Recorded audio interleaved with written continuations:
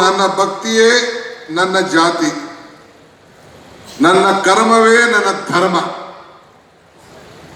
ಎಂದು ರವಿದಾಸರು ಹೇಳಿದನ್ನ ಮಾತನ್ನ ಇವತ್ತು ಅವರು ಉಳಿಸ್ಕೊಂಡು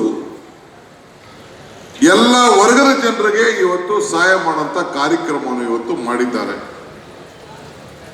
ಈ ಸಮಾವೇಶದಲ್ಲಿ ಬಾಬಾ ಸಾಹೇಬ್ ಅಂಬೇಡ್ಕರ್ ಮತ್ತು ಜಗಜೀವನ್ ರಾಮ್ನವರು ಕೂಡ ಸ್ಮರಿಸಿಕೊಂಡು ಅವರು ಕೊಟ್ಟಂತಹ ಸಂವಿಧಾನವನ್ನ ನಾವು ಯಾವ ರೀತಿ ರಕ್ಷಣೆ ಮಾಡಿಕೊಂಡು ಜನರಿಗೆ ಯಾವ ರೀತಿಯ ಸಂವಿಧಾನ ಬದುಕಿನಲ್ಲಿ ಉಳಿಸ್ಕೊಂಡು ನಾವೆಲ್ಲ ಮಾನವೀಯತೆಯಿಂದ ಮೆರಿಬೇಕು ಅನ್ನೋದನ್ನು ಕೂಡ ಇವತ್ತು ಅವರು ಮಹದೇವಪ್ಪನವ್ರ ಕೈಯಲ್ಲಿ ಕೆಲವು ವಿಚಾರಗಳನ್ನ ಹಂಚಿಸಿದ್ದಾರೆ. ಇವತ್ತು ನಮ್ಮ ಬಾಬು ಜಗಜೀವನ್ ರಾಮ್ರವರು ಈ ದೇಶದ ಕೃಷಿಗೆ ಬಹುಶಃ 34-35 ವರ್ಷಗಳ ಕಾಲ ಮಂತ್ರಿಯಾಗಿದ್ದವರು.